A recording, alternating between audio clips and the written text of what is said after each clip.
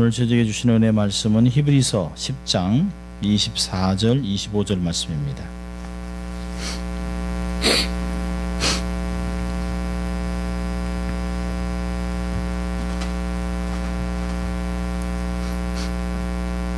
히브리서 10장 24절 25절 말씀입니다. 하나님의 말씀 함께 찾으셨으면 같이 한번 합독합니다. 히브리서 10장 24절 25절 같이 읽습니다. 서로 돌아보아 사랑과 선행을 격려하며 모이기를 피하는 어떤 사람들의 습관과 같이 하지 말고 오직 권하여 그날이 가까움 볼수록 더욱 그리하자. 아멘. 오늘은 신앙의 기본기 6번째로 서로 돌아보라 라고 하는 말씀으로 은혜를 나누려고 합니다. 참 날씨가 많이 덥죠. 참 하루 종일 너무 더워서 선풍기만 틀어놨더니 얼굴이 퉁퉁 붓는 것 같습니다. 눈도 아프고. 이제 여러분들 오실 때는 좀 시원하게 좀 수리가 돼서 좀 낫습니다. 자, 오늘은 서로 돌아보라는 말씀인데요, 코이노니아라고 하는 그런 말씀입니다. 계속해서 금요일에 저희는 어떻게 하면 우리의 신앙의 기본기를 유지하고 또 쓰러지지 아니하고 실족하지 아니하고 그 후에 견고하게 믿음을 세워나갈 것인가, 성숙을 위해서 말씀을 나누고 있습니다. 요즘은 혼밥족, 혼술족이 유행합니다. 젊은이들 보면 결혼하는 연령이 자꾸 늦어집니다. 결혼도 하지 않고 자신의 세계에 파묻혀 살아가는 젊은이들이 너무 많습니다. 옛날 같으면 게임하면 한 10대나 뭐 끼케야 20대들이 뭐 게임에 시간을 보내고 했습니다만, 요즘은 30대 40대까지 게임에 미쳐있는, 새로운 게임이 나오면 밤새서 그 타겟이나 월마트에 텐트를 쳐놓고 그 게임을 사려고 애를 쓰는 사람들이 많이 있습니다. 그리고 30대들도 30대 후반들도 40대 초반까지 새로운 게임 얘기하는 걸 보면 저들은 어떻게 살아가고 있을까. 결혼도 하지 않아요. 그냥 그저 혼자서도 잘 지내고 있습니다. 그러니까 자기들이 만들어 놓은 혼자의 그 가상 공간에서 자기가 하고 싶은 것을 하면서 살아가는 것을 자유롭다라고 생각을 합니다. 사람도 별로 만나지 않아요. 직장에서 주어진 태스크만 하고 같이 일하는 것도 아주 불편해합니다. 그래서 가능하면 집에서 하는 것을 하려고 하고, 또 나가지도 않고 또 물건도 사지 않는 그런 일들을 하고 있는 걸 봅니다. 그러면서 사람은 만나지 않지만 강아지를 기르고 또 고양이를 기르고 또 여러 가지 애완동물들을 키우면서, 어떤 젊은이는 사람 만나지 않고 결혼하지 않는데 개를 10마리 키운다고 해서 참 기가 막혀서 참 이걸 웃어야 할지 슬플 내용인지 알 수가 없습니다. 개를 10마리 키우면 어떻게 하겠나, 혼자서 하는데요. 그래서 주로 자기의 돈을 개밥, 개 이런 장난감 이런 데 시간을 많이 쓰고, 개 향수, 개 비타민 이런 데 시간을 많이 쓴다고 합니다. 참 그런 걸 보면 살아가는데 참 얼마나 불편할까라고 하는데 전혀 불편하지 않은 것 같아요. 근데 이런 모습들이 교회 안에도 흘러들어오고 있습니다. 어느 때부터가 이미 자리를 잡았는지도 몰라요. 예배를 드리고 함께 신앙생활을 하지만 개인적으로는 전혀 만나지 않는, 또 전혀 개인적으로 교제를 하려 하지 않는 그런 모습들이 서서히 나타나고 있습니다. 이게 현대 교회의 병폐입니다. 현대 교회의 아픔 중에 하나입니다.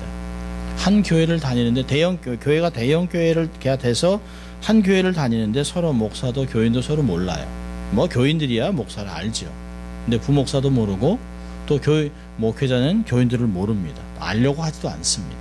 근데 이게 대형 교회면 이해가 되는데요, 아주 작은 교회, 소형 교회, 개척교회 안에서도 이런 일들이 다반사로 벌어지고 있다는 것입니다.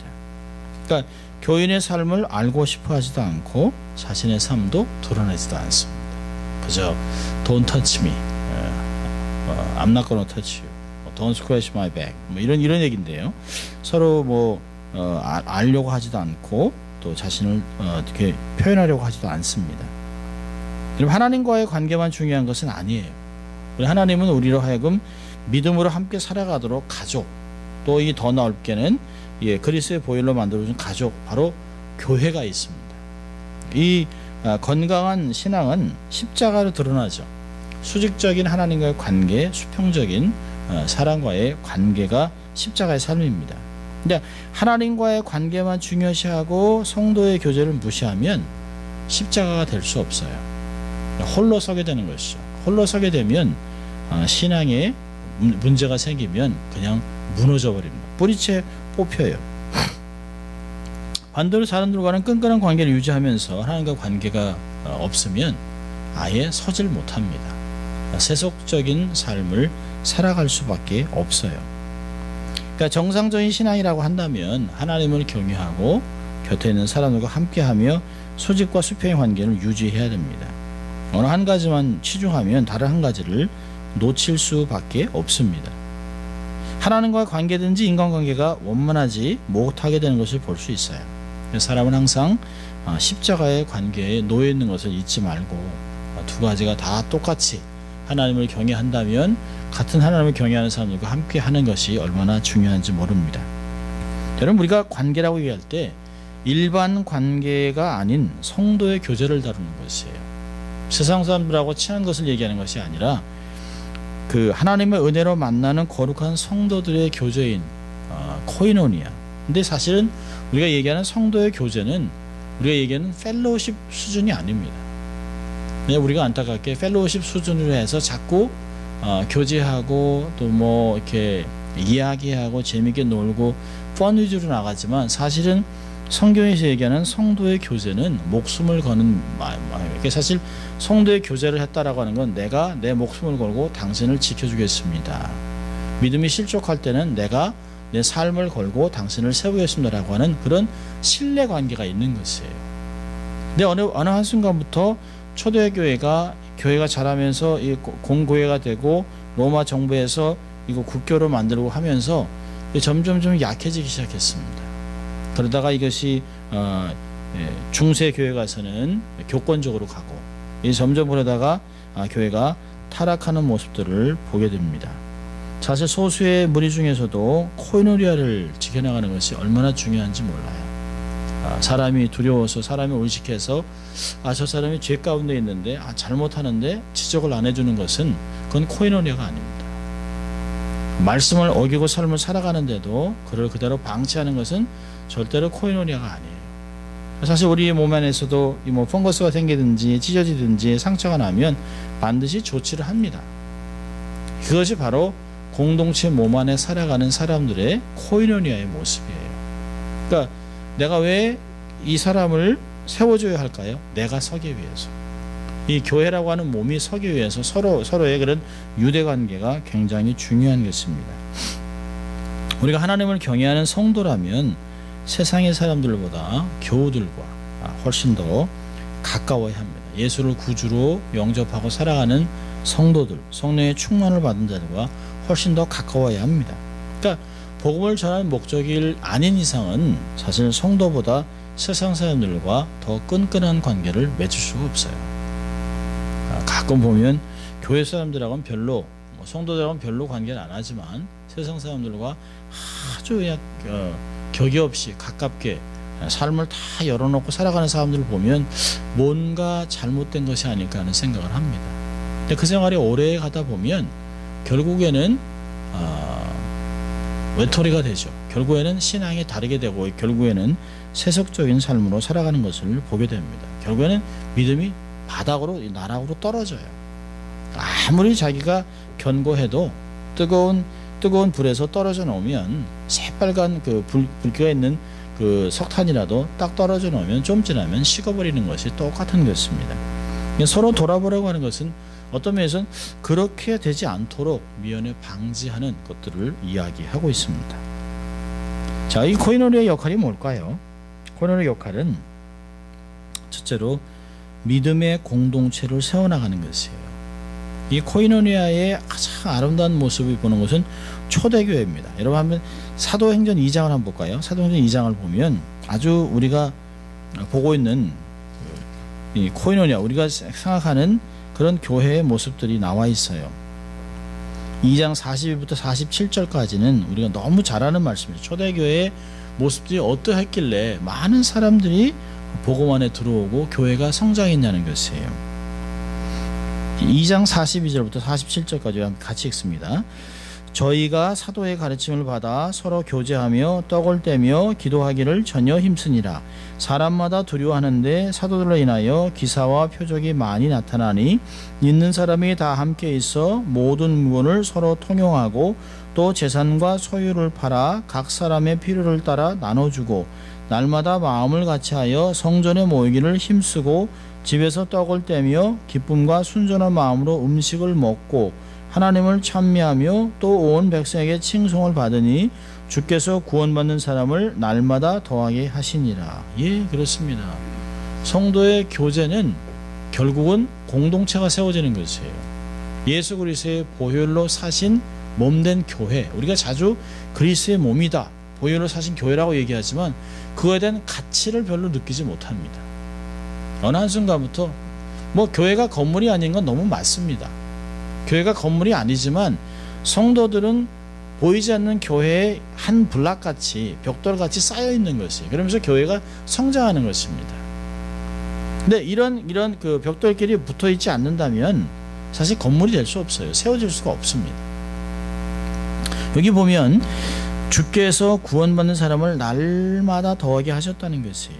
정말 좋은 레퓨테이션, 그리고 그것이 사람들로 하여금 참 그 건강한 교회인가 보다, 좋은 교회인가 보다, 사람들이 좋은 사람이 모이나 보지라고 이렇게 사람들을 모아들이는 그런 은혜가 있게 됩니다. 교회는 선한 소문이 나야 되는 것이에요. 우리 교회는 어떠한 소문이 있는지 우리는 좀 가만히 생각해 볼 필요가 있습니다. 우리가 교회들을 받아 이렇게 보면 어느 교회, 그럼 이렇게 얘기하는 것들이 있어요. 그 교회 대형 교회지, 그 교회 밤낮 싸워, 그 교회 또 찢어졌대, 그 교회는 밤낮 장로와 목사들하고 싸워, 그 교회는 가지마, 그 교회는 정말 좋은 교회 같아요, 사람은 왕창 모이는데 교제가 없어, 이런 다양한 그 레퓨테이션이 있습니다. 놀랍게도 우리가 어느 교회 그러면 잘 모르지 않아요. 거의 다 알아요. 이렇게 사람들을 통해서 한 달이 건너서 사람들 얘기 들으면서 그 교회가 어떠한지는 거의 듣고 있습니다. 근데 사실 그런 것은 중요한 것이 아닙니다. 정말 우리가 어떤 교회가 되어야 되느냐라고 하는 건 항상 성경으로 돌아가는 것이에요. 초대교회에서 있었던 코인요니아의 모였으면 어땠나? 어떠했길래 이 교회가 건강하게 폭발적으로 성장했을까? 초대교회가 절대 작다고 생각하면 안 돼요. 하루에 3,000명씩 더해졌다고 하면 굉장한 숫자입니다. 작은 숫자가 아니에요.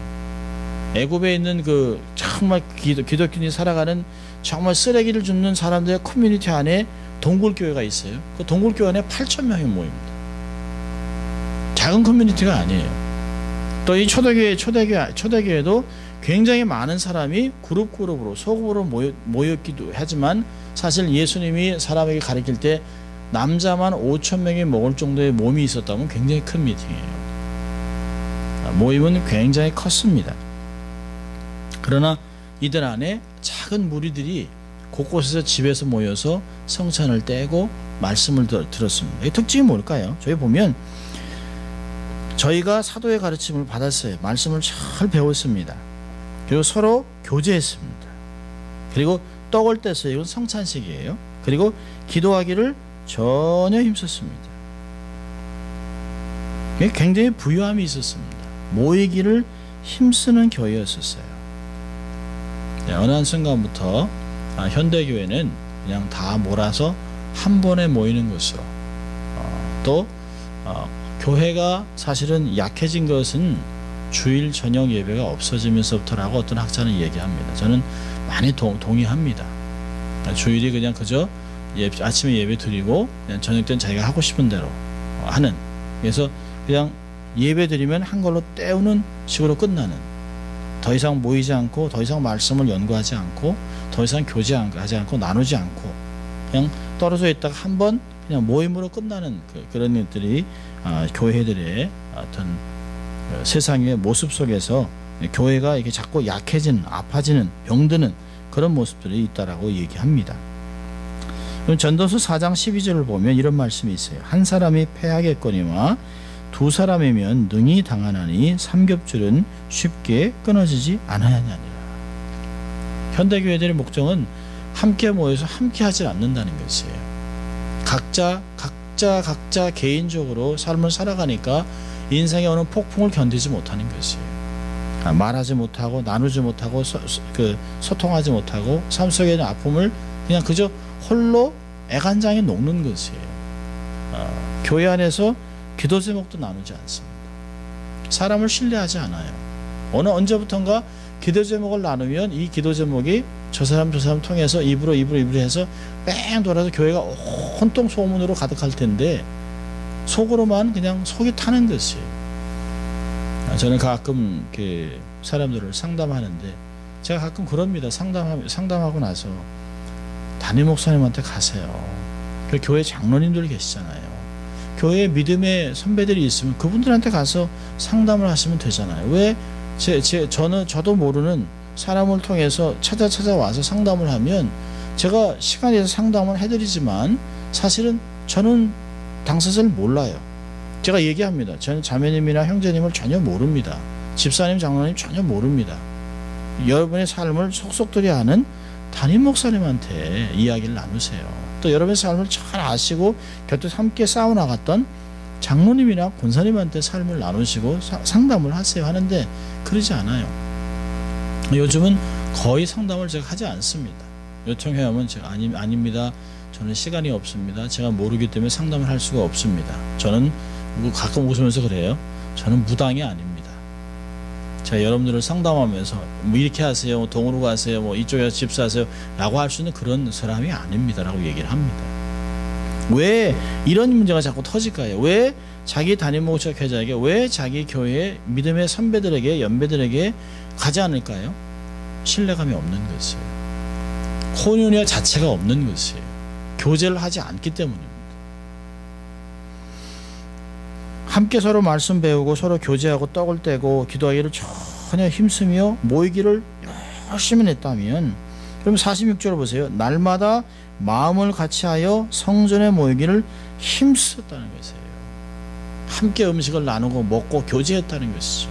얼마나 중요한지 몰라요. 그것이 교회가 성장하는 한 원동력이었습니다. 이럴 때 교회가 이 믿음의 공동체가 세워질 때 부유함이 있었고 핍절함이 없었다는 것이에요. 자, 두 번째 코이노니아의 역할은 뭘까요? 코이노니아의 역할은 삼위일체 하나님의 비밀을 알아가는 것이에요. 요한복음 17장 11절 보면 예수님이 십자가를 지시기 전에 대제사장이 기도를 합니다.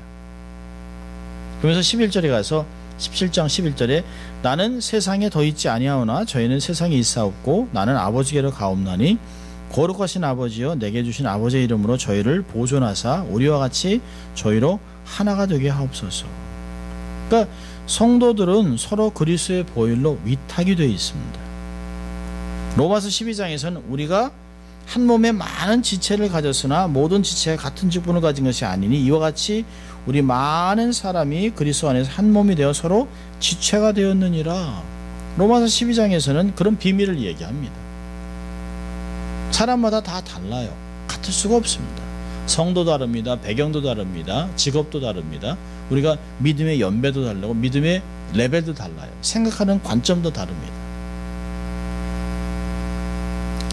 각각 다른 은사와 사역이 있어요.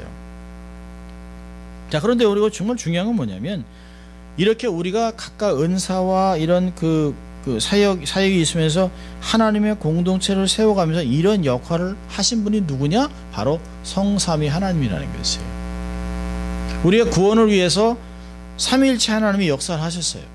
성부 하나님이 구원을 계획하셨습니다. 그리고 예정을 해놓으셨어요. 만세 전에 우리를 그리스도 안에서 택하셨다라고 에베소 1장은 이야기합니다.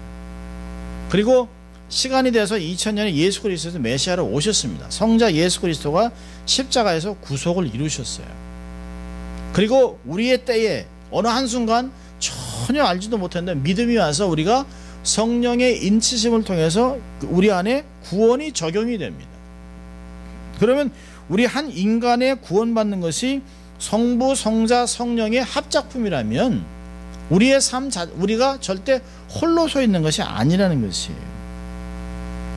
그렇다면 이 성도들은 다 다른 모습으로 서 있지만 한 가지 목적을 가지고 있어요. 하나님의 영광이라는 데 목적이 있습니다.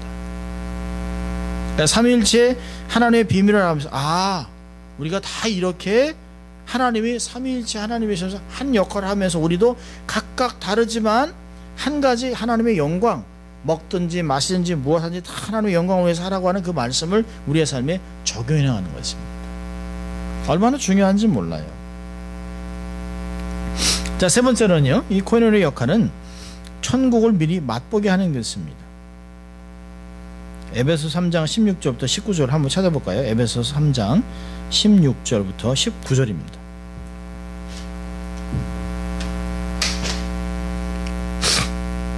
에베소서 3장 16절부터 19절. 찾으셨으면 같이 읽죠. 그 영광의 풍성을 따라 그의 성령으로 말미암아 너희 속사람을 능력으로 강건하게 하옵시며 믿음으로 말미암아 그리스도께서 너희 마음에 계시게 하옵시고 너희가 사랑 가운데서 뿌리가 박히고 터가 굳어져서 능히 모든 성도와 함께 지식에 넘치는 그리스도의 사랑을 알아 그 넓이와 길이와 높이와 깊이가 어떠함을 깨달아 하나님의 모든 충만하신 것으로 너에게 충만하시기를 구하노라. 예, 우리는 세상에 어떤 것을 가지고 나누는 것이 아니에요. 뭐 돈, 뭐 건강, 뭐 이런 뭐 명예, 뭐 물질 이런 도구들을 갖고 나누는 것이 아닙니다. 우리는 언약으로 한 가족이 된 사람이기 때문에 영원히 함께 나누는 사실 천국의 삶을 연습하는 것이에요. 이 교회라고 하는 것은 앞으로 우리가 누릴 지금도 구원의 감격으로 삶을 살아가기도 하지만 결국 우리가 한 가족이 되어서 살아갈 것입니다. 지금 우리가 뭐 이 땅에서는 감리교도 있고 침례교도 있고 장로교도 있고 루터교도 있고 성공회도 있고 다 있긴 하지만 천국에 가면 그게 무슨 소용이 있겠습니까? 또 그 장로교 안에서도 막 38개, 막 40개로 갈라지고 뭐 저희 교단은 노예도 갈라지고 하면서 이게 보면서 정말 그것이 정말 본질일까 하는 생각을 합니다. 정말 우리가 언약 안에서 한 가족이 되었다면 함께 누릴 영광을 위해서 우리의 삶을 지금 나누며 살아가는 것이에요. 예배 안에서 그리스도의 사랑을 경험합니다. 특별히 한 교회 성도들끼리 예배 안에서 그리스도의 사랑을 경험하는 것이죠. 왜 우리가 성찬식이 중요할까요? 성찬식은 너무너무 중요한 것이에요. 제가 늘 성찬식마다 반복해서 얘기하고 어떤 교회들보다 성찬식을 우리가 자주 하는 이유는 우리가 말씀은 우리가 눈으로 보고 듣는 은혜라면 성찬식은 우리가 보고 만지고 먹는 경험하는 것이에요. 그래서 성찬식을 통해서 온전한 은혜를 다 경험하는 것입니다. 특별히 성찬식을 통해서 우리가 경험하는 게 뭘까요? 어느 누구도 성찬식에 직분자로 나올 사람이 없어요. 목사로 나오거나 장로나 집사나 권사로 나오지 않습니다. 다 언약 백성으로 나오는 것이에요. 다 하나님의 은혜에 감격해서 내가 하나님을 아바 아버지라 부르고 예수를 주라 여기면서 성령님이 이 성찬식에서 내게 감동을 주시고 나라고 깨닫게 하고 다시 헌신하게 하신다라고는 믿는 것이에요. 내가 부족하고 연약하지만 아직도 죄 가운데 있지만 그럼에도 불구하고 나를 새롭게 하실 것이라고 하는 성령님을 의지하면서 성찬식에 나오는 것이에요. 그게 몇 푼 안 되는 뭐 떡과 우리가 포도주 주스지만 그것이 의미하는 내용은 엄청나다는 것이에요. 우리가 모두가 다 하나님을 아바 아버지라고 부르고 성찬식에 나온다는 건 뭘까요? 모두가 다 가족이라는 것이에요. 모두가 형제자매라는 것이에요. 목사도 하나님을 아바 아버지로 불러요. 일반 성도들도 하나님을 아바 아버지로 부릅니다. 그렇다면 모두가 다 한 가족 형제자매라는 것을 잊지 말아야 된다는 것이에요. 성찬식을 밤낮 하면서도 누가 어른이고 누가 주인이고 누가 어떤 사람이고 이게 아니라는 것이죠. 늘 잊어먹고 살아갑니다. 잊어먹고 살아가다 성찬식이 되면 우리가 하나님을 아버지라고 부르지 모두가 다 하나님을 아버지라고 부르니까 우리가 한 가족이다라고 하는 것을 느껴야 된다는 것이죠. 근데 얼마나 많은 시간에 아무 의미 없이 성찬식을 그냥 지나가는지 몰라요. 성찬식을 하고 말씀을 들어가면서 우리의 삶의 내면이 하나님 우리에게 허락하신 은혜와 이 언약이 너무 귀하다는 걸 아는 것입니다. 예배에서 그런 것을 경험하는 것이죠. 풍성함을 경험하는 것이죠. 신령한 은혜를 나누고 그러면서 덕을 세워가는 공동체가 되어가는 것입니다. 연약한 자들도 동등하게 여겨지는 것이에요. 어느 누구 뭐 강한 자, 약한 자, 부자, 가난한 사람 이게 중요하지 않죠. 누가 많이 배웠다, 누가 배우지 못했다 이게 아무 중요하지 않아요. 세상의 기준이 역사할 수 없는 것이 교회입니다. 우리가 하나님 앞에 가서 박사학위가 몇 개면 뭐하고 돈을 10억을 갖고 있었으면 뭐하고 내가 장애인이면 뭐하고 똑똑하면 뭐하겠습니까? 아무 기준이 없어요. 평상시에 내가 하나님 앞에서 언약의 관계를 맺으면서 내가 어떻게 이 땅에서 천국을 맛보며 살아갔고 사실은 우리가 가끔 그런 얘기 합니다.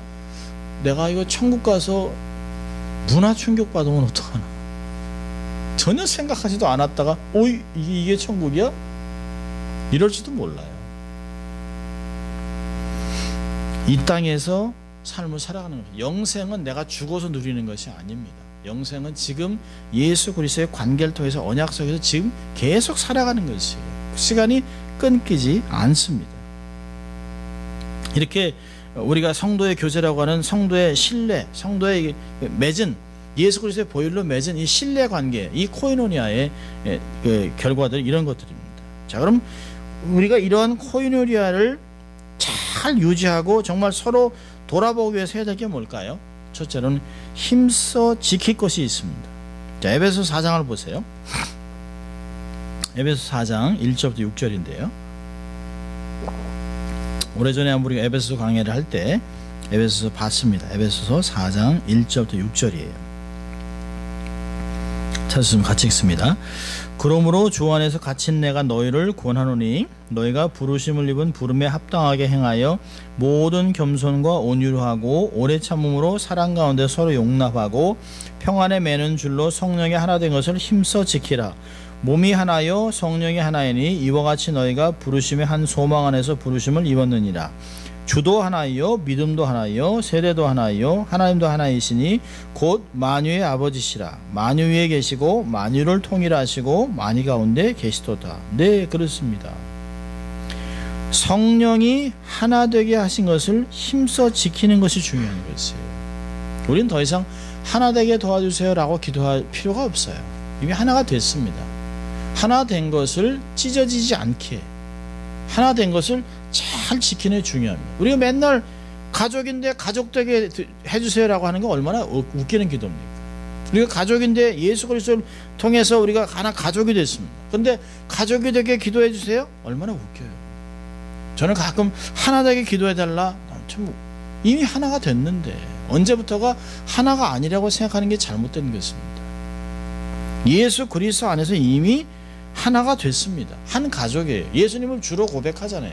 성령이 아니면 누구도 주를 그리스도라 고백할 수 없다. 고린도전서 얘기하잖아요. 그렇다면 우리 모두가 다 성령님의 감동을 받아서 다 하나님의 자녀의 언약 자녀가 됐어요. 다 하나가 이미 되어 있습니다. 성령 안에서 한 가족이 되어 있어요. 그럼 그 하나 된 것을 힘써 지키는 것이 너무 중요하다는 것이에요. 사단은 어떻게든지 그 관계를 깨게 하고 교제를 깨서 우리로 하여금 하나가 아니다 분열됐다라고 자꾸 느끼게 만드는 것입니다. 우리가 가족이 상처를 입기도 하죠. 가깝기 때문에 상처를 주죠. 아내와 남편, 자식과 부모 상처 주죠. 우리가 툭툭 던지는 말도 상처를 받습니다. 부모가 자식들에게 상처를 주지만 자식도 부모들에게 상처를 줘요. 툭툭 던지면 우리가 어떤 기대하는 것이 있잖아요. 기대하는 게 묻히면 상처를 받습니다. 그렇지만 안 깨지는 게 있잖아요. 가족이라는 건 깨지지 않아요. 부모와 자식 간의 관계는 깨지지 않습니다. 어떤 면에서는 좀 서먹서먹한 건 있지만 우리가 관계는 영원히 부모 자식이에요. 그건 변하지 않습니다. 우리가 정말 사실은 우리가 다르게 있긴 하지만 큰 그림으로 본다면 우리가 각자 다른 교회를 다닌다 할지라도 전부 다 그 예수 그리스도의 큰 교회 안에 하나가 있는 것이에요. 거기서 정말 어떤 구역 예배 같이 하나가 돼 있는 것이에요. 서로 상처도 입고 분쟁하고 하지만 갈라서지 않기로 결정하는 것입니다. 우리를 어떻게든 무기력하게 만들고 갈라져서 서로를 비방하고 돌아서게 하는 것, 결국에는 후회할 일입니다. 원로 목사님을 한번 쭉 제가 벨리에 있을 때 벨리 지역의 원로 목사님들 한 50 몇 분을 저희가 교회에서 대접한 일이 있습니다. 사모님도 오시고 목사님도 오시고 80대 뭐 85세 76세 이렇게 은퇴하신 목사님들을 한번 모셨어요. 그래서 저희 교회가 대접을 했습니다. 대접을 하니까 뭐 감리교 목사님, 침례교 뭐 이게 쭉 뭐 장로교 저희 원로 목사님 해가지고 쭉 다 모이셨어요. 근데 그분들이요 이야기합니다. 다 그 교단 다 부질없는 것이라는 거예요. 저희 원로 목사님도 칼빈주의를 평생 사수한다 이랬습니다. 뭐 자유주의, 뭐 침례교, 루터교, 감리교 다 뭐 그 자유주의자들 막 이렇게 했는데요. 나중에 한 80 되시니까 이제 하나님 앞에 서야 되니까 다 부질없다는 거예요. 근데 이번에 동일하게 고백하는 것이 있어요. 결국에는 하나님이 하셨다는 거예요. 하나님의 주권. 결국은 내가 교단에서 내가 신학을 얘기했지만 결국에는 하나님이 하시다는 거예요. 결국은 하나로 다 모인다는 거예요. 이걸 조금 일찍 깨달으면 덜 싸우는 거고요. 이게 결국엔 그렇게 하나님 안에서 하나님이 주장하신 대로 하나님 주권대로 이렇게 갈 것이다 라고 믿으면 사실은 싸울 일이 별로 없어요. 하나님의 뜻, 하나님의 영광을 드러내지 못한 모습들이 있습니다. 원로 목사님들도 후회하세요. 참 한 30년 전만 해도 그렇게 혈기가 왕성해서 싸우기도 하고 토라지기도 하고 했는데 그게 다 부질없다는 거예요. 지나보면 아무것도 아니었는데 그 쥐고 흔들어봐야 뭐 소용했냐는 것이에요. 내가 이 교회를 개척했다. 이건 내가 개척한 교회, 내가 주인이다. 아무 소용없다는 거예요. 그게 사람이 한 겁니까? 하나님이 한 거죠. 뭐 다른 교단은 뭐 그냥 그 구원이 없는 것 같이 막 한번 하지만 사실은 다 한 집에 살아갈 사람들입니다. 이단 빼놓고. 예수 그리스도를 통해서 우리가 은혜를 받는다. 오직 믿음으로만 구원받고 하나님의 주권적인 은혜로 우리가 구원을 받는다. 다 똑같은 것이에요. 우리가 힘써 지켜야 할 것은 성령님이 우리 안에서 역사하신 것, 나를 구원하신 그것, 우리를 가족 만든 것, 그걸 지켜나가라는 것이에요. 자, 우리 성도들이 지켜야 할 영역이 뭘까요? 자, 이렇게 힘써 지키기 위해서 지켜야 할 영역이 있습니다. 첫째로는 마음을 지켜야 합니다. 마음. 결국에는 마음 지켜야 돼요. 잠언서 4장 23절에 무릇 지킬 만한 것보다 더욱 내 마음을 지키라. 생명의 근원이 여기서 아멘이라. 마음을 잘 지켜야 됩니다. 사람이 마음을 어떻게 먹느냐에 따라 달라져요. 그 사실 세상에도 그러잖아요. 이거 뭐 마음 먹기 나름이죠. 진짜 그렇습니다. 내가 아내를 어떻게 할지, 자식을 어떻게 할지, 교회를 어떻게 할지 내가 마음 먹는 것이에요. 이 마음에 드러나지 않지만 이 마음은 그냥 갈기갈기 다 찢어질 수도 있고요. 온전할 수도 있고 이 안에 별게 다 들어갈 수 있어요. 이 안에 사단의 역사도 있고 성령의 감동도 있고 그래서 사도 바울이 오라 나는 공고한 자라. 누가 나를 사망에서 건져내리요. 내가 선을 원하는데 선을 행하지 않고 악을 행한다는 것이에요. 내 마음 안에 전쟁이 있습니다. 이 마음 안에 상처, 기억, 나쁜 마음 이런 고정관념들이 있어요. 자, 두 번째로 우리가 지켜야 될 것은 생각을 지켜야 합니다. 생각의 뿌리는 마음에 있습니다. 고린도서 10장 5절에 모든 이론을 피하며 하나님 아는 것을 대적하여 높아진 것을 다 파하고 모든 생각을 사로잡아 그리스도께 복종케 하라. 빌립보서 4장 8절에서는 모든이 좋은 생각, 선한 것, 사랑할 만한 것, 그 기릴 만한 것, 그 평강이 있는 이런 것들을 생각하라는 것이에요. 생각은 길이 있습니다. 잠언서도 27장 보면 생각 따라 그 사람의 그릇이라는 거예요.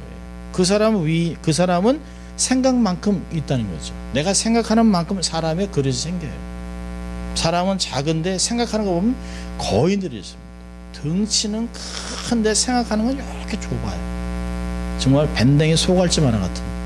그래서 아이고 사람 생각하는 거 좀 봐. 덩치는 저만 아니 박사면 뭐하나 생각하는 게 이렇게 생각하는데 생각을 하나님이 얘기하지 않은 것 이상으로 생각하지 말라는 거예요. 요즘 참 안타까운 일들이 많이 있습니다. 가끔 상담도 받습니다만은 성경이 이야기하지 않는 것들을 자꾸 가르칩니다. 성경에서 이야기하지 않는 것들을 지금 우리가 생각하는 사고방식이나 문화와 이런 틀과 심리학이나 인간학으로 인본주의적으로 생각하고 성경을 풀어요. 얼마나 혼란스러웠어요. 아주 위험합니다. 이건 왜 생각을 관리하지 못하게 그렇습니다. 생각이 성경의 틀을 넘어가니까 세상에 있는 것들을 가지고 가져오는 것이에요. 성경은 얘기하죠. 하나님을 아는 것, 대적하는 것은 다 버리라는 거예요. 하나님 얘기했는데 그러지 않은 것도 높아진 것, 하나님보다 더 높아진 건 다 잡아내리라는 것이죠. 세 번째는요. 감정을 다스려야 됩니다. 감정. 사단에게 틈을 주면 안 돼요. 에베소 4장 26절 27절에 얘기합니다. 분을 내어도 죄를 짓지 말며 해가 지도록 분을 품지 말라. 마귀로 틈을 타지 못하게 하라는 것이에요. 분 낼 수 있어요. 화날 수 있어요. 짜증날 수 있어요. 그렇지만 죄를 짓지 말라는 것이에요. 분이 나죠. 아니 확 차가 들어오고 그러면 분이 나죠. 답답하기도 하죠. 내가 부당하게 대접받으면 분이 나죠. 그래서 분이 나도 죄를 짓지 말라는 것이. 이 분을 통해서 사단이 틈을 타고 들어오기 때문에 틈은 크지 않습니다. 틈은 보이지도 않아요. 보이지도 않는데 그 틈새로 바람이 솔솔 들어오는 것 같이 그 틈에 사단이 타고 들어오는 것이에요. 마지막으로는 입술을 통제하라는 것이에요. 입술을 통제하라. 야고보서 1장 19절 20절에 지혜서서 얘기하잖아요. 사랑하는 형제들아 내가 너희가 알거니와 사람마다 듣기는 속히 하고 말하기는 더디하며 성내기도 더디하다. 사람의 성내는 것이 하나님의 의를 이루지 못함이니라. 그 입술을 통제하는 것이 얼마나 중요한지 몰라요. 사실 많은 사람들이 고기는 씹어야 마시고 말을 해야 아니요, 그렇지 않아요.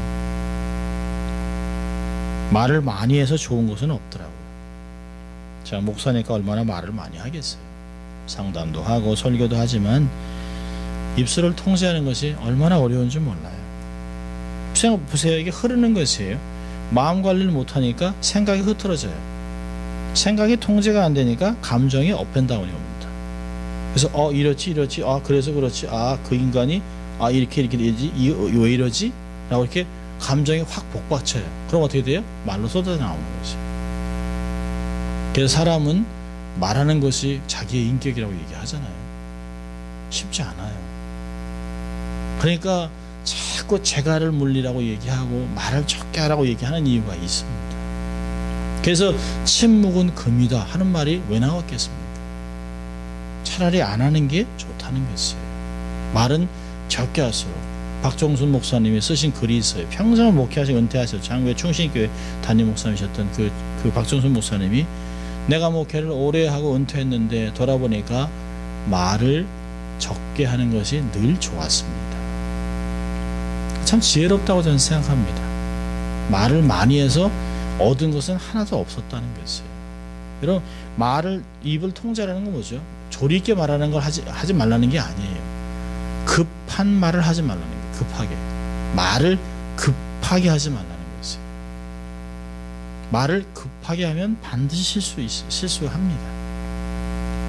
그래서 듣는 거는 빨리빨리 알아듣고 생각하는 건 한 번, 두 번, 세 번, 네 번 생각하고 천천히. 안 해도 좋아요. 안 해도. 저도 학교에서 일을 하면서 학교에서 많이 가르치죠. 교수들하고도 회의를 하고 또 많이 패컬티 미팅도 하고 스태프 미팅도 합니다. 그럴 때 그냥 입술을 통제하는 거. 이게 어떤 때는 분위기가 아주 안 좋을 때가 있어요. 뭐 사실 자기들이 아이디어 있잖아요.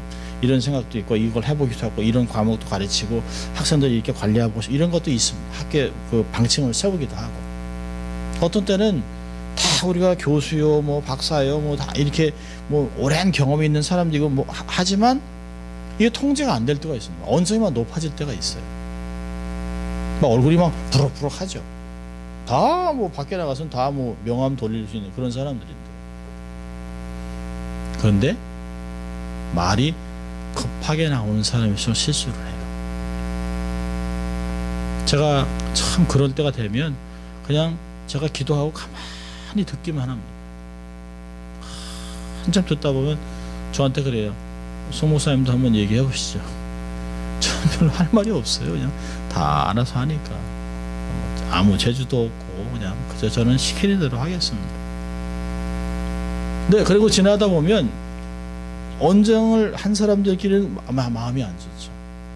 네, 끝나고 나면 송 목사님이 이게 한번이 다 이게 결론을 내보라 그러면 저는 다 들으면서 썼거든요. 이렇게 누가 무슨 얘기하고 또 무슨 얘기 다 써놨어요. 다 정리해드립니다. 나중에 정리해드립니다. 이건 이거고 이건 이렇게. 막 얘기하는 사람들은 안 적어요. 막 분이 나가지고 막 얘기하고 자기 얘기만 막 합니다. 저는 이제 다 적어놔요. 이렇게 다 적어놔요. 그래서 적어놓고 이렇게 보면 말이 글이 되면 이게 정리됩니다. 정리해놓고 천천히 얘기를 해요. 저도 급하게 얘기할 때가 많이 있죠. 점점 나이 먹으면서 말을 적게 하는 것이 참 유익하다. 아무리 좋은 말도요, 칭찬도 여러 번 하면 듣기 안 좋습니다. 그래서 적당한 때, 정말 은쟁반에 금사가 올린 것 같이, 잠언에서 얘기하는 것 같이 적당한 대답, 정말 타인이 하는 이야기는 그렇게 좋다는 것이에요. 이렇게 권위의 요구는 잘 힘써 지키라는 것이에요. 지키기 위해서 성령님이 하나 되게 하는 것 지키기 위해서 관리할 필요가 있다. 관리. 신앙은 관리해야 됩니다. 자기 내면은 관리해야 돼요. 자, 두 번째로는 우리가 이런 아름다운 서로 돌아보는 것들을 감당하기 위해서는 피차 섬겨야 합니다. 골로새서 3장 23절 보니까 무슨 일을 하든지 마음을 다하여 죽게 하듯 하고 사람에게 하듯 하지 말아라. 타인을 주님 때문에 사랑하고 가치를 부여하는 것이에요. 무슨 일을 하든지 어떤 뭘 하든지 간에 다 그러니까 그 사람 안에 있는 주님을 생각하고 마치 주님을 대하듯이 그렇게 하라는 것이죠. 참 어떤 때는 어려워요. 신앙생활 참 어렵습니다. 저런 인간을 내가 어떻게 주님. 근데 그 안에 그 사람 안에도 예수님이 계세요.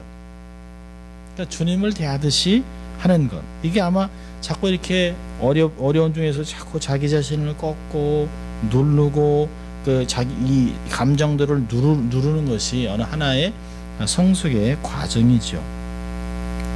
피차 섬긴다는 건 뭘까요? 격려해 주는 것이에요. 서로 격려해 주는 거예요. 여러분, 단점을 얘기하는 건 아주 쉬워요. 이렇게 하면 안 되죠. 그게 뭡니까? 아이고, 알지도 못하면서. 이거는 그냥 툭툭 던지는 말들이에요. 근데 서로 격려하는 건 뭘까요? 참, 오늘 본문에서도 그렇잖아요. 서로 돌아봐 사랑과 선행을 격려하는 것이에요. 참 잘하셨어요. 참 그런 은사가 있군요. 너무 잘하셨어요. 귀한 것입니다. 제가 못하는 건데. 이렇게 장점들을 자꾸 얘기해 주라는 것이에요. 선한 말로 위로하고 자꾸 예배에 들어올 수 있도록 은혜 받는 시간을 만들어서 초청하고 격려하고 이런 것이 얼마나 중요한지 몰라요. 말씀은 자꾸 들을수록 은혜가 돼요. 말씀을 자꾸 들을 수 있도록 기회를 만들어야 합니다. 은혜를 받을 수 있도록 자꾸 서로 그렇게 격려해 줄 필요가 있어요. 자, 세 번째로는 피차 섬기고, 세 번째로는 서로 사랑하는 것입니다.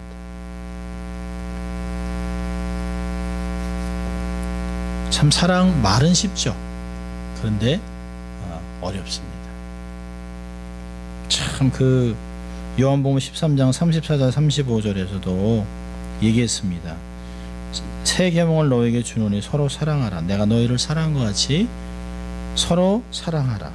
너희가 서로 사랑하면 이로써 모든 사람이 너희가 내 제자인 줄 알리라. 사랑 참 얘기 많이 하죠. 하나님의 사랑, 그리스도의 사랑, 또 부모의 사랑, 또 스승의 사랑 많이 사랑합니다. 가장 중요한 건 사랑은 받을 것을 기대하면 안 된다는 것이에요. 우리가 서로 사랑하러 하지만 내가 10번 해줬으면 당신은 한 번은 해야지 라고 하는 건 사랑이 아닙니다. 그건 조건적인 것이죠. 서로 사랑하라고 하는 예수님이 서로 사랑하는 할 때 요한복음 13장에서 얘기할 때 내가 너희들을 사랑한 것 같이, 그게 뭘까요? 내가 너희들을 위해서 목숨을 내려놓는 것 같이, 내가 너희들에게 아무것도 요구하지 않고, 내가 스승이지만 너희들의 발을 닦아주는 것 같아, 내가 스승이지만 자원해서 너희들을 도와줘 섬겨주는 것 같이 그렇게 아무것도 바라지 말고 사랑해주라는 것이죠. 고린도전서 13장 7절에서는 사랑은 모든 것을 참고 모든 것을 믿고 모든 것을 바라고 모든 것을 견딘다는 것이에요. 아마 이 성경에서 얘기하는 사랑에 가장 가까운 것은 아마 부모의 사랑일 것입니다. 참 저도 오늘도 동생하고 이렇게 얘기하면서 참 아버지가 어떻게 우리 사형제를 키우셨을까. 우리 어머니가 속이 썩어가면서 막 저희들 어떤 때는 막 그냥 막 언성을 높이고 어떤 때 막 욕을 하기도 하고 이놈의 자식도 저렇게 하면서 막 욕하면서도 가슴을 치면서 얘기하셨. 어떻게 그래도 저희 사형제가 사고 치지 않고 어려움 없이 이렇게 자라서 목사가 둘이 되고 어떻게 하셨을까. 근데 그걸 보니까 우리들의 단점을 다 잊어버리고 잘못된 것을 기억하지 않고 참고 견디고 견뎠다는 것이에요. 우리 어른들이 하는 얘기 중에 참 무서운 말 있잖아요. 너도 부모 돼봐라. 그 참 무서운 말이거든요. 그 말 안에 내가 이제까지 너를 겪은 다 이게 다 있다는 거예요. 참고 말 안 하는 거지만 너도 부모 되면 안다. 사랑은 감정이 아닙니다. 의지를 근거로 해서 행동하는 것이에요. 참고 믿고 바라고 견디는 것 모두 다 적극적인 동사를 사용했습니다. 아주 패시브한 게 아니라 능동적입니다. 억지로 하는 것이 아니에요. 내면의 깊은 것에서부터 자원해서 감당하는 것입니다. 아무리 이제까지 내가 혼자 신앙생활을 한 것 같아도 주위의 지체들이 물심양면으로 도와줬어요. 섬겨줬기 때문에 이제까지 온 것입니다. 나 홀로 있는 것이 아닙니다. 내가 신앙으로 참 잘 사는 것 같으면 내가 좀 이 정도면 성숙했지. 세 가지를 잘 돌아보셔야 됩니다. 아주 중요한 건데요. 자, 첫째는 뭘까요? 내가 신앙으로 성숙한 것 같다. 내가 참 이 정도면 괜찮지? 라고 생각할 때 세 가지를 명심하세요. 첫째는 뭘까요? 교만해서 넘어질까 조심해야 돼요. 잠언서 16장 18절에 교만은 패망의 선봉이요 거만한 마음은 넘어짐의 앞잡이입니다. 야고보서 4장 6절에 하나님이 교만한 자를 물리치신대요. 내친답니다. 베드로전서 5장 5절에 하나님이 교만한 자를 대적하신답니다. 이만하면 되지? 아니요. 이만하면 될 수 있는 신앙은 없습니다. 이만함이라는 말은 사용하면 안 됩니다. 그게 빈수레가 요란하다는 것이에요. 고린도서 10장 12절에 얘기하잖아요. 그런즉 선줄로 생각하는 자는 넘어질까 조심하라. 사고는 어디서 날까요? 높은 곳에서 나는 것이에요. 어디서 떨어질까요? 높은 곳에서 떨어지는 것이에요. 평지에서는 떨어지지 않습니다. 사고는 누가 치나요? 직분자들이 치는 것이에요. 교회에서 사고는 소위 성숙하다고 하는 사람이 사고 치는 것이에요. 목회자, 장로, 중직자들이 사고 치는 것이에요. 아무것도 모르는 사람은 교만할 수가 없어요. 내가 교회를 잘 안다. 나 이 정도면 교회 이 정도면 됐지라고 하는 사람은 넘어지기 일보 직전이라는 것이에요. 등산할 때 등반할 때는 사고 안 나잖아요. 하산할 때 사고 안 나는 것이에요. 높이 섰을 때 헛되이 되면 죽는 것이에요. 자, 두 번째로는요. 두 번째로 신앙으로 선 것 같을 때 조심할 건 두 번째는 뭐죠? 받은 은혜를 유지하는 것이에요. 쏟지 말아야 합니다. 은혜는 있다고 그냥 담겨 있는 것이 아니에요. 은혜는요, 저는 가끔 생각하면 은혜는 증발합니다. 증발. 알코올 같아요. 그게 확 불을 낼 수도 있어요. 그런데 가만히 두면 조금 해서 틈을 주면 이게 다 날아갑니다. 저도 가끔 이제 이렇게 알코올을 요만하게 해서 이제 배드버기나 이런 것도 없애기 위해서 이제 침대에다 이렇게 소파에다 이렇게 픽픽 뿌릴 때가 있어요. 근데 가끔 이제 그걸 씩씩 분무기를 뿌린 다음에 이걸 닫아놔야 되는데요. 이게 그냥 닫았다 생각하고 놨는데 보면 없어요. 다 날아가 버렸습니다. 그래서 제가 이게 우리의 은혜도 그릇은 똑같이 있는데 없습니다. 안에 분명히 놓아놨는데 없어요. 은혜는요 증발합니다. 썩을 수도 있어요. 아무것도 하지 않으면 도태합니다. 썩어버려요. 은혜는 선순환으로 작동해야 됩니다. 선한 일을 하고 섬기고 사모하고 사모해야만 마르지 않습니다. 우리의 신앙생활에 은혜가 마르면 삐걱삐걱 소리 나요. 불편해요. 익숙하지 않습니다. 성령의 불덩어리였던 사람도 은혜가 누수가 되면 바짝 마른 장작같이 변합니다. 저 사람 아니 선교사로 나가기로 헌신하지 않았나? 저게 뭐야? 그냥 망나니가 돼버렸네. 그 삶 속에 은혜가 다 말라버린 거죠. 받은 은혜를 유지하면서 더 깊어져야 돼요. 자, 세 번째로는요. 내가 신앙으로 정말 섰다고 생각한다면 주위를 돌아봐야 됩니다. 특별히 연약한 자들을 돌아봐야 돼요. 은혜에서 떨어진 사람이 있는가? 불에서 떨어져 나간 장작 같은 사람을 불러 끌어들여야 됩니다. 그럼 나는 약하지만 우리는 강할 수 있어요. 돌아보는 것은 뭘까요? 관심을 갖는 것이에요. 관심. 여러분 우리가 관심을 끊어버리면 아무 생각도 안 나요. 우리가 저녁 때 늦게 들어와서 이렇게 아이들 문을 열어보는 건 뭐예요? 관심이에요. 이 녀석이 자나 잘 자나 이불로 덮어. 이게 관심입니다. 이게 사랑입니다. 자녀들이 약하기 때문에 연약하기 때문에 돌아보는 것이에요. 교회도 강한 자가 약한 자의 짐을 들어줘야 합니다. 강한 자가 왜 이렇게 안 따라와요? 라고 하면 안 돼요. 막 달리다가 널브러져 있는 사람 보면 내가 다시 돌아가서 그를 일으켜서 함께 걸어야 합니다. 그것이 중요한 것이에요. 자, 문제는 뭐냐면 돌아보다가 낙심한다는 것이에요. 낙심하면 안 돼요. 문제는 선을 행하다 낙심하는 거예요. 우리들이 넘어야 할 장애물입니다. 선행의 열매가 나타나지 않기 때문에 여러분 선행의 대상 우리에게 더 많은 선행을 막 요구합니다. 가끔 보면 이게 뭘 주면 막 이런 걸 주냐고 그럽니다. 아니 우리는 안 먹고 허리를 졸라 매고 없는 데서도 긁어서 주는 건데요. 받는 사람은 막 이런 거 주면서 큰 소리나 내고 사진이나 찍고 뭐 이런 얘기합니다. 얼마나 기가 막혀요. 아니 난 정말 없는 상태에서 주는 건데요. 낙심이 돼요. 그냥 주지 말자. 그냥 저거 그냥. 아니 제가 홈레스한테 코로 2개를 줬더니요. 코로 2개를 툭 던져요. 툭. 제가 아니 That's all I have. 그랬더니 너나 쓰라고 이렇게 길에다 이렇게 던져버립니다. 코로 2개를. 기가 막혀서 그냥 안 보고 말지. 낙심하기 쉬울 때 낙심하지 말 것을 권면합니다. 포기하지 않으면 반드시 열매를 거둘 것이에요. 기회가 있는 대로 돌아봐야 됩니다. 강한 자는 응원하고 약한 자는 격려하고 믿음의 경주에서 뒤처지지 않도록 함께 달리는 공동체를 세워야 합니다. 돌아보는 것 쉽지 않습니다. 돌아보는 것은 시간을 요구하고요. 관심은 물질과 시간과 에너지를 요구합니다.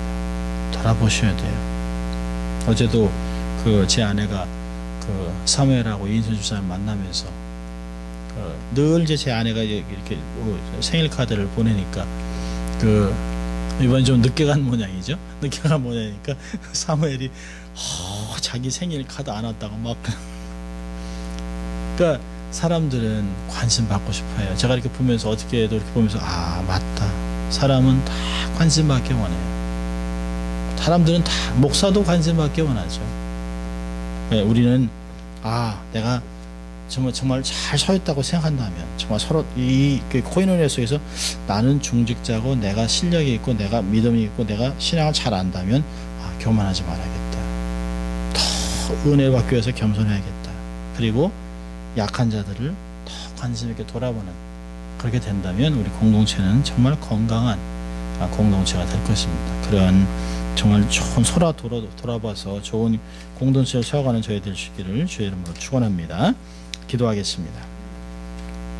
하나님 감사합니다. 오늘도 신앙의 기본기를 돌아보면서 코이노니아 서로 돌아볼 수 있는 저희들 되게 하신 걸 감사합니다. 다시 한번 내 자신을 돌아보고 더 하나님의 뜻을 깨닫고 또 하나님의 사랑을 실천하는 저희들 되게 하셔서 그것이 우리의 공동체 안에 넘치게 흘러가 공동체가 아름답게 성장할 수 있도록 주님 축복하여 주시옵소서. 감사하고 예수님 이름으로 기도합니다. 아멘.